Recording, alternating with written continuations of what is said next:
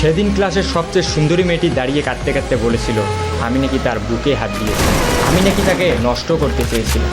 সেদিন সবাই আমার দিকে ঘৃণা নিয়ে তাকিয়েছিল। ক্লাসের প্রায় 80 জন ছাত্রছাত্রী সবাই আমাকে খারাপ ভেবেছে। সবাই মেয়েটির কান্না ভেজা কণ্ঠ বিশ্বাস করেছে। আমার সবচেয়ে কাছের বন্ধুটাও আমার থেকে দূরে চলে গিয়েছিল। আমার সবচেয়ে প্রিয় শিক্ষকটাও আমার গালে চর মেরে বলেছিল তোমাকে সবচেয়ে ভালো থাকতে হবে, তবে তুমি আজকে যে কাজটি করেছো তার জন্য তোমার উপর থেকে আমার সমস্ত ভালোবাসা শেষ হয়ে গেছে। যে নিজেকে একজন ভালো মানুষ হিসেবে প্রতিষ্ঠিত করতে পারে না, সে যত ভালোই ছাত্র হোক না কেন, কোনো লাভ নেই। একজন লোকের সবচেয়ে বড় পরিচয় হচ্ছে সে একজন মানুষ। তুমি এখনো মানুষ হতে পারো, যদি পারো মানুষ হয়ে যাও।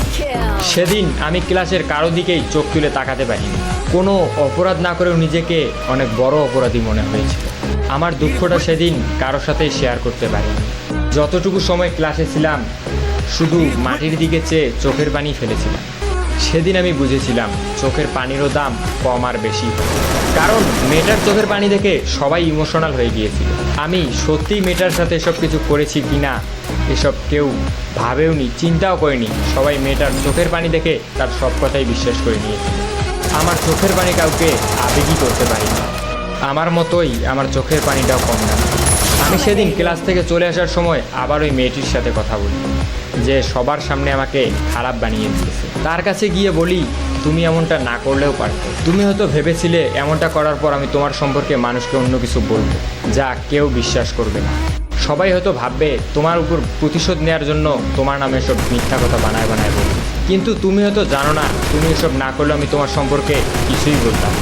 তবে ভয় পেও না, এখনও তোমার সম্পর্কে কাউকে কিছুই বলবো না। যে মানুষটা সবার সামনে আমাকে খারাপ বানিয়েছে আমি তাকে সবার সামনে খারাপ বানাতে চাই না। কলেজ থেকে বাসায় ফেরার পথে যখন দেখলাম সবাই আমার দিকে তাকিয়ে আছে, তখন আমার বুঝতে বেশি একটা অসুবিধা হলো না। আমার খবরটা হয়তো এলাকার সবাই জেনে গিয়েছে, তাই আমার দিকে এভাবে তাকিয়ে আছে। আর এসব খবর তলয়ে বাতাসের মাধ্যমে ছড়ায়, আমারটা হয়তো সেভাবেই ছড়িয়েছে। যখন বাসার সামনে গেলাম দেখি বাবা আর মা দরজার সামনে দাঁড়িয়ে আছে। এটা হচ্ছে আমার সৎ মা। দেখেই বুঝলাম হয়তো তারা কলেজের খবর জেনে গিয়েছে। তখন আমিও সেটা বুঝতে পেরে আমি বললাম বাবা আমি কিছু করিনি। তখন বলল তুই যদি সত্যিই কিছু না করিস তাহলে তোর সম্পর্কেই বললো কেন?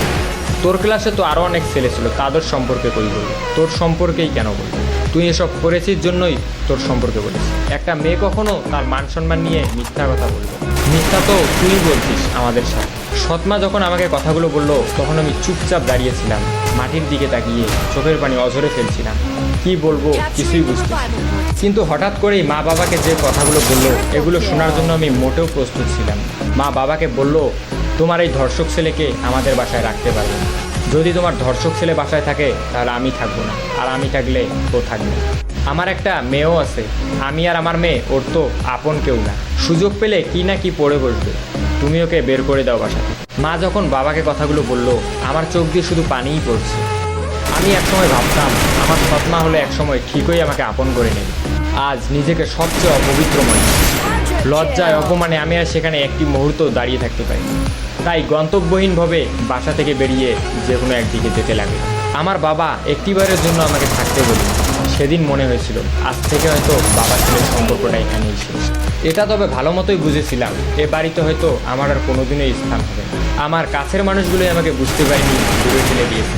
এখন একজনই আছে শেষ ভরসা। সে মানুষটাকে আমি অনেক বিশ্বাস করি, ভালোবাসি। সেও আমাকে অনেক বিশ্বাস করে, ভালোবাসে। তবে কেন জানি না আজকে অনেক ভয় হচ্ছে। আর সবার মতো কি সেও আমাকে খারাপ ভাববে, আমাকে অবিশ্বাস করবে? অনেক প্রশ্নের উত্তর মনেই থেকে যাচ্ছে। সেই রাতটা নির্ঘুমভাবে সিয়াম নামের এক বন্ধুর বাসায় থেকে পরের দিন দুপুরে খেয়ে আমি চলে যাই আদিবার সাথে দেখা করতে। হ্যাঁ, আমি যেই মানুষটির কথা বলেছিলাম অনেক বিশ্বাস করি, সে আর কেউ নয়, সে হচ্ছে আদিবা।